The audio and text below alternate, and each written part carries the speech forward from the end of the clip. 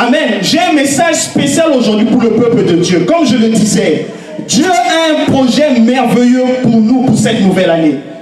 Dieu a un projet merveilleux pour nous pour cette nouvelle année. Nous sommes des vainqueurs. Nous ne sommes pas restés dans la mer Rouge. On n'a pas été engloutis avec les Égyptiens. Dieu nous a protégés parce que nous sommes le peuple élu. Parce que Dieu a une meilleure vision pour nous. Mais ça dépend de notre marche. Comment nous voulons marcher avec Dieu? Est-ce que nous voulons travailler avec Dieu? Est-ce que nous voulons faire de l'année 2022 du désert? Est-ce que vous voulez que l'année 2022 puisse devenir le désert de votre vie? Ça, c'est la question que nous devons nous poser. Parce que Dieu nous a gardés cette année. Il a des meilleurs projets pour nous. Comme il a parlé à la prophétesse, il a dit que cette année-là, c'est l'année là où il va effacer la sécheresse financière. C'est l'année là où les gens seront, là où les gens auront la promotion. C'est l'année là où il va marcher avec nous.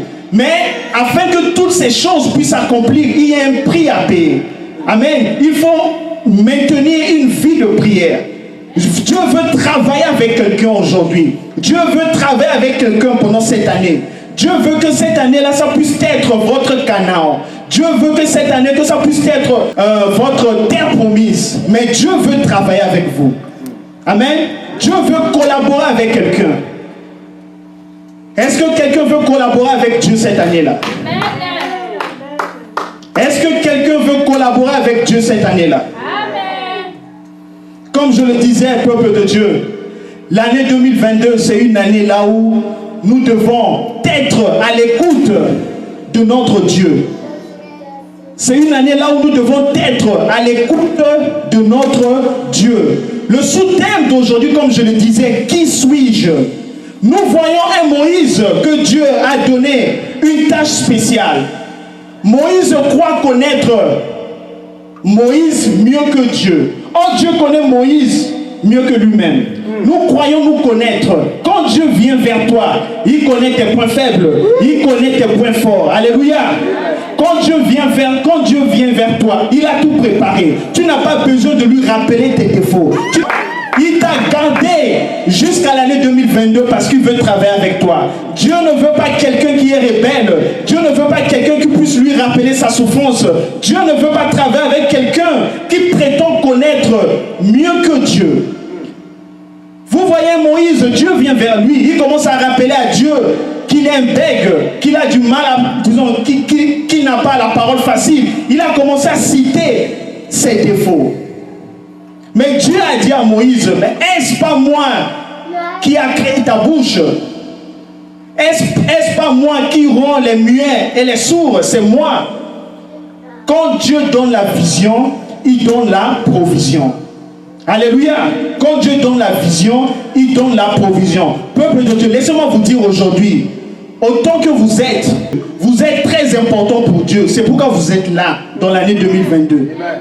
Vous avez un grand prix. La preuve que lorsque nous lançons un regard rétrospectif vers le passé, lorsque nous jetons un coup d'œil sur l'œuvre de la croix doit nous interpeller. Parce que Dieu a sacrifié son Fils unique pour nous. Si on n'avait pas un prix devant notre Dieu, Dieu n'allait pas faire ce sacrifice. Si on vous demande de sacrifier votre Fils unique pour quelqu'un d'autre, je ne pense pas que vous et moi, on sera prêts à le faire. Ça, c'est déjà une preuve irréfutable que devant Dieu, nous avons un grand prix. Alléluia. Nous avons un grand prix. Et Dieu est en train d'insister encore aujourd'hui pour cette année 2022. Dieu veut travailler avec nous, mais ça dépend de nous. Est-ce que nous voulons collaborer avec Dieu? Est-ce que nous voulons être à la défensive? Quand Dieu nous dit de faire quelque chose, on est là, on doute. On se dit, mais est-ce que je le fais? Est-ce que ça va marcher? Dieu ne veut pas travailler avec quelqu'un qui a des doutes. Amen. Dieu veut collaborer avec quelqu'un qui croit en lui. Dieu voit en vous des hommes très importants. Dieu voit en vous des femmes très importantes. Mais lorsqu'il y a le doute qui nage autour de vous, là vous êtes tenté d'attrister le Saint-Esprit. Est-ce que je parle à quelqu'un? Est-ce que je parle à quelqu'un? Qui suis-je? Qui suis-je? Est-ce que tu te connais? Est-ce que tu connais les projets que Dieu a préparés pour toi? Le diable, il est menteur, peuple de Dieu. On ne va pas définir qui nous sommes par rapport à la vision du diable. Le diable, c'est un menteur. Si le diable avait l'opportunité d'exterminer la population, il allait le faire directement. Laissez-moi vous dire, le diable, là où il est, il sait qu'il a des limites. Il ne peut pas toucher à ta vie sans l'accord de Dieu.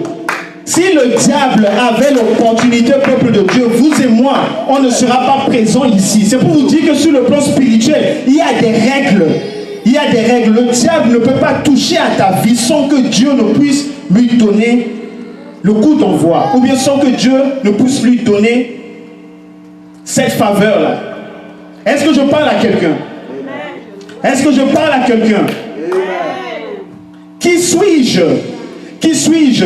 Dieu dit à Jérémie dans le livre de Jérémie, chapitre 29, verset 11, il dit, car je connais les projets que j'ai formés sur vous, dit l'Éternel, projets de paix et non de malheur. Voici les projets que Dieu a formés pour nous.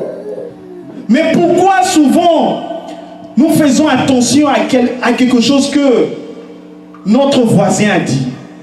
Pourquoi nous croyons plus à ce que notre tante a dit? Pourquoi nous croyons plus à ce que notre oncle a dit? Pourquoi nous ne sommes pas curieux de venir vers ce Dieu-là, de chercher à savoir Dieu, mais quels sont ces projets merveilleux que tu as préparés pour nous? Laissez-moi vous dire quelque chose. Autant que nous sommes là où nous sommes, si je dis par exemple, si je dis à un frère ici dans cette église, oh, tu sais quoi, j'ai prévu pour toi, disons, j'ai un bon cadeau pour toi. Mais cette personne-là sera curieuse. La personne-là viendra vers moi à la sortie, va dire, mais pasteur, tu m'as dit à l'église que tu m'as promis un cadeau là. Je veux savoir de quoi il s'agissait. C'est comme ça. Bon, quand quelqu'un te promet un cadeau, ou bien quand quelqu'un a une surprise pour toi, tu es impatient. Tu vas chercher à rentrer en contact avec cette personne-là. Tu chercheras à savoir de quoi il s'agit. Mais ce qui est triste, l'église aujourd'hui, Dieu dit que je connais les projets de bonheur que j'ai formés pour vous. Mais ce qui est triste, nous l'église, nous ne sommes pas curieux. On ne cherche même pas à demander à Dieu de quoi s'agit-il, de quel projet. L'église ne prie pas. L'église ne prie pas, on ne manifeste pas un signe de curiosité. On ne cherche pas à savoir, à se rapprocher de ce Dieu-là. Quel est le projet de bonheur que tu as garanti pour moi? Qui suis-je? Quelle est ma mission sur cette terre? Quels sont ces projets-là? Je veux me connaître, Dieu. Je ne suis qu'un homme, je ne suis qu'une poussière. La Bible dit que tu me connaissais avant que je ne sois formé dans le ventre de ma maman. Dis-moi, qui suis-je? Quelle est ma mission? Comment je dois marcher? On ne vient pas vers ce Dieu-là pour chercher à savoir de quel projet il s'agit. On ne prie pas. Mais nous les hommes, nous sommes à la recherche des miettes du pain. Vous voyez un peu? Ce que nous recevons dans ce monde, ce sont des miettes. Les miettes, vous connaissez, ce sont les miettes de pain. Ce ne sont même pas à la hauteur, ça n'arrive même pas à la moitié même de ce que Dieu a préparé pour nous. Nous sommes à la recherche des petites bénédictions. Et ça, ce n'est même pas des bénédictions. Ce ne sont que juste des faits semblants de la bénédiction. On suit les petites miettes du pain, ce que nous recevons dans ce monde, ce qui n'a rien à voir avec même ce que Dieu peut faire pour nous. On n'a pas cette soif-là. On ne cherche pas à connaître qui nous sommes. Dieu a un projet merveilleux pour nous. Mais ça dépend de comment nous voulons marcher. Est-ce que nous voulons marcher selon ses enseignements? Est-ce que nous voulons dépendre de lui? Est-ce que nous sommes prêts à vouloir apprendre qui nous sommes en réalité? La réussite de l'année 2022, ça dépendra de comment nous voulons fonctionner avec Dieu. Le Canaan n'est pas assuré. La terre promise n'est pas assurée. Il a dit à Moïse, fais-les sortir de l'Égypte.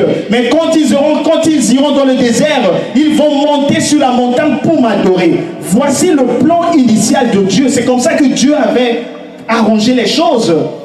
Mais vous et moi, lorsque nous avons lu ce verset biblique-là, une fois que les Israélites ont traversé le désert, ils ont désobéi à Dieu. Ils ont désobéi et ils n'ont pas pu atteindre Canaan dans le délai qui a été préparé par Dieu. Parce qu'ils ont désobéi. C'est pour vous dire aussi, dans l'année 2022, si nous désobéissons, le Canaan que nous cherchons plutôt, ça deviendra comme un rêve. Je viens aujourd'hui, peuple de Dieu, je ne viens pas pour vous caresser. Non, je viens pour nous dire la vérité. Je ne suis pas le genre de pasteur qui vous dira, non, c'est fini, nous avons vaincu le diable, vous pouvez aller dormir, faire la belle vie. Non, je vous dis la vérité parce que le combat ne fait que commencer et c'est une nouvelle bataille qui nous attend. Le diable, il rôde autour de nous comme un lion rugissant. Il cherche qui dévorer. Si vous reposez, le diable ne se repose pas. On n'a pas encore gagné la guerre. C'est le moment encore de fléchir nos genoux et puis de chercher la face de ce Dieu-là. Est-ce que je parle à quelqu'un? Est-ce que je parle à quelqu'un?